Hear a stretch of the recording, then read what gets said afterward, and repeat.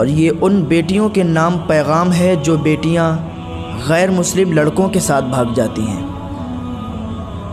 बाप की इज़्ज़त को दागदार करके, अपने ईमान को छोड़ करके और दूसरे लड़के के साथ फ़रार हो जाती हैं। ऐसे ही एक मामला पेश आया। एक शबनम नाम की लड़की थी और एक शंकर नाम का लड़का था। शबनम को शंकर से मोहब्बत हुई, प्यार हुआ। दोनों की बातें रातों रात बातें होती। एक बार शबनम के बाप ने उसको बात करते देख लिया। उससे कुछ नहीं कहा। उसकी माँ से कहा कि अब इसका रिश्ता कर दो। तो रिश्ते की बातें चलने लगीं। तो लड़की को जब मालूम चला शबनम को कि हमारे बाप ने हमारा रिश्ता कहीं कर दिया, तो उसने एक दिन अपने बाप से कहा, बाबा मैं एक लड़के से प्यार करती हूँ, एक लड़के से मोहब्बत करती हूँ और मैं उसी लड़के से शादी करूँगी, वरना मैं अपनी जान दे दूँगी। और आपको बता दूँ कि ये जो प्यार मोहब्बत की ये जो कहानी है, इसमें जान देने की बात बहुत होती है। लड़का कहता है अगर तुमने फ़ोन नहीं किया तो मैं अपनी जान दे दूँगा। लड़की कहती है अगर तुमने मुझसे बात नहीं की तो मैं अपनी जान दे दूँ। जान को बिल्कुल आसान समझ लिया है। तो लड़की बोली, बाबा अगर मेरी शादी शंकर के साथ नहीं हुई तो मैं अपनी जान दे दूँगी। तो उसका बाप बिल्कुल एकदम खामोश हो गया कि ये क्या कह रही है, मुसलमान होकर गैर मुस्लिम लड़के के साथ शादी करना चाहती है। उसने कुछ नहीं कहा, एक ही बात कही कि बेटा ठीक है, अगर तू शंकर के साथ शादी करना चाहती है तो तेरी शादी शंकर के साथ करवा देंगे। अब लड़की बहुत खुश। कहा लेकिन मेरी एक शर्त है। कहा बाबा शर्त क्या है? का शर्त यह है कि पहले मैं शंकर का इम्तिहान लूँगा। कहा ठीक है, आप शंकर का इम्तिहान ले लेना। लड़की बहुत खुश। दूसरे दिन कॉलेज गई। अब इम्तिहान की घड़ी आ गई। बाप भी साथ में गया। बाप एक कोने पर छिप गया और वहीं पर शंकर को उस लड़की ने बुलाया। शंकर के सामने बहुत ही उदासी के साथ वो सामने गई और बहुत उदास बोली कि शंकर हमारे बाप ने रिश्ता कर दिया है, और जब हमने अपने बाप से तुम्हारे बारे में ज़िक्र किया कि हम शंकर से प्यार करते हैं तो वो बोलने लगे वो तो गैर मुस्लिम है, उससे तुम्हारी शादी कैसे होगी। तो शंकर ने खुशी खुशी कहा कि जब वो राज़ी नहीं है तो कोई बात नहीं, हम लोग भाग चलते हैं। लड़की ने कहा भागने के लिए भी तो पैसे होना चाहिए, क्या तुम्हारे पास पैसे हैं, माल है कुछ? जब हम लोग भाग कर यहाँ से निकलेंगे तो ऐसा तो नहीं है कि एकदम हम कहीं पर जाकर शादी कर लेंगे और फिर वापस चले आएंगे। कुछ दिन किसी होटल में रहेंगे, इधर उधर जाना होगा, कोर्ट मैरिज होगी तो उसमें काफ़ी खर्च आएगा। तो शंकर बोला कि हाँ मेरे पास इस टाइम तो पैसा नहीं है, लेकिन मैं तुम्हारे खातिर तो अपनी जान भी दे दूँगा, लेकिन पैसे मेरे पास नहीं है। फिर जान की बात आ गई।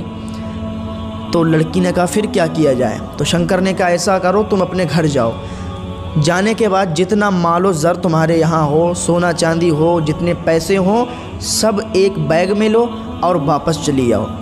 जितना भी तुम्हारे यहाँ होगा उस सबको लेके आओ। फिर मेरा भी कुछ संस्थाओं से ताल्लुक़ है, कुछ राब्ता है। ऐसी संस्थाएं हैं कि जो मुस्लिम लड़की अपने घर से किसी गैर मुस्लिम के साथ भागती है तो वो लोग उनकी मदद करते हैं। तो शबनम ने कहा कि मैंने सुना है कि वो संस्थाओं से जो भी मदद होती है उसका गलत फ़ायदा उठाया जाता है, यानी जब लड़की उनके यहाँ जाती है तो वो लोग उसकी जिस्म फरोशी करते हैं, उनके साथ बदसलूकी करते हैं। अब जब इतनी बात शबनम ने कही तो शंकर को ऐसा लगा कि इसकी चोरी पकड़ी गई, क्योंकि ये भी तो उसी कैटेगरी का था और ये इसकी भी संस्था थी। ये भी लोग ऐसे ही लड़कियों को बहला फुसला कर और उनको अपने जाल में फांस कर अपनी संस्थाओं से फिर जिस्म फरोशी का ये कारोबार करते थे और ब्लैकमेल करते थे लड़की को, उसकी वीडियोस निकाल कर। तो उसने फिर मुस्कुराते हुए और खुशी खुशी कहा कि नहीं नहीं ऐसा कोई बात नहीं है, चलो हम संस्थाओं में नहीं जाएंगे, जितना तुम्हारे घर पे मालो दौलत हो वो लेके आओ, हम लोग भाग चलते हैं। तो लड़की ने कहा ठीक है हम लेके आते हैं और भाग चलते हैं, लेकिन उससे पहले ये बताओ जब हम लोग शादी कर लेंगे, जब रहने लगेंगे, तो ये बताओ मैं तो मुसलमान हूँ, क्या मैं इबादत कर सकती हूँ? क्या मुझे इबादत करने के लिए तुम रोकोगे तो नहीं?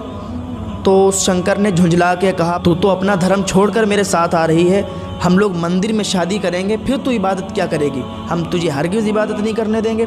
लड़की ने जब इतना सुना तो एक ज़ोरदार तमाचा उसके गाल पर मारा और कहा बेवकूफ़ बदतमीज़, तू ऐसी बातें करता है? मैं तो तुझे अच्छा समझ रही थी, लेकिन मेरे बाप ने जो मुझसे कहा था वो हकीकत यही है, तू धोखेबाज है, तू सिर्फ लड़कियों को अपने जाल में फंसाता है और तुम जैसे पता नहीं कितने लोग हैं जो ऐसी भोली भाली लड़कियों को अपने जाल में फंसाते हैं, उनके साथ शादी करने का ढोंग रचते हैं और उनको बहला फुसलाकर जिस्म फरोशी का कारोबार करवाते हैं।